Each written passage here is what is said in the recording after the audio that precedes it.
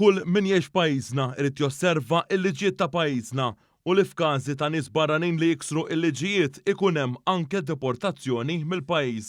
Sostna dan il-Prim Ministru u mexxej Laburista Roberta Bela waqt intervista fuq One Radio mill-ġurnalista ta' One News Xanaya Farrugia. Il-liġijiet ta' dan il-pajjiż qegħdin hemmhekk b'mod ugwali għal kulħadd u jridu jiġu osservati minn kulħadd. U minn ma josservhomx u qed nitkellem ukoll fuq il-kwistjoni ta' ħaddiema barranin persuni li qegħdin jgħixu ġewwa pajjiżna. Min ma josservax il-liġijiet tal-pajjiż u jinstab partikolarment mill-qrati tagħna li mhux qed josserva l-liġijiet ta' dan il-pajjiż, hemmhekk il-konsegwenzi se jkunu ċari. Sentenza tal-qorti tagħna u jkun hemm id-deportazzjoni wkoll. Il-Prim Ministru sostna dwar kif bħalissa qed isiru bosta spezzjonijiet mill-forzi tal-ordni madwar il-pajjiż.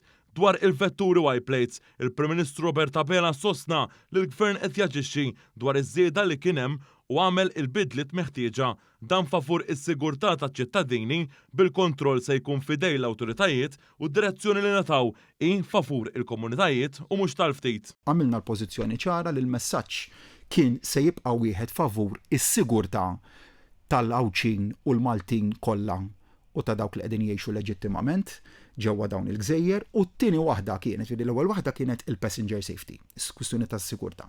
It-tieni waħda li l-kontroll se jkun fidejn l-awtoritajiet u l-awtoritajiet ingħataw direzzjoni waħda politika illi jaġixxu favur l-interess tal-komunità u mhux favur l-interess tal-ftit.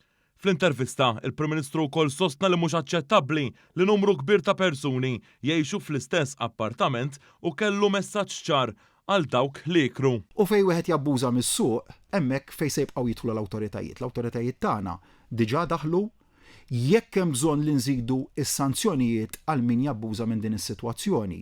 Se nkunu qegħdin nagħmlu hekk ukoll, se jibqgħu jsiru l-ispezzjonijiet mhux aċċettabbli għalija l-ewwel nett għal min qed jgħix ġewwa dawk ir-residenzi li jkollok sitwazzjoni toxri r-ruħ qed jgħixu f'appartament ta' 6. Mhux aċċettabbli għal min qed jgħix fl-istess blokka li għandu residenza tiegħu hemmhekk li jkollu jgħix b'komun ta' nies diħlin u ħirġin il-ħin kollu bil-pressjonijiet illi jġibu magħhom. Hawnhekk Dr. Bela semma wkoll l-ispezzjonijiet li tisiru fit-toroq mill-forzi tal-ordni fejn sostna li fit-toroq irid ikun hemm ir-responsabilità.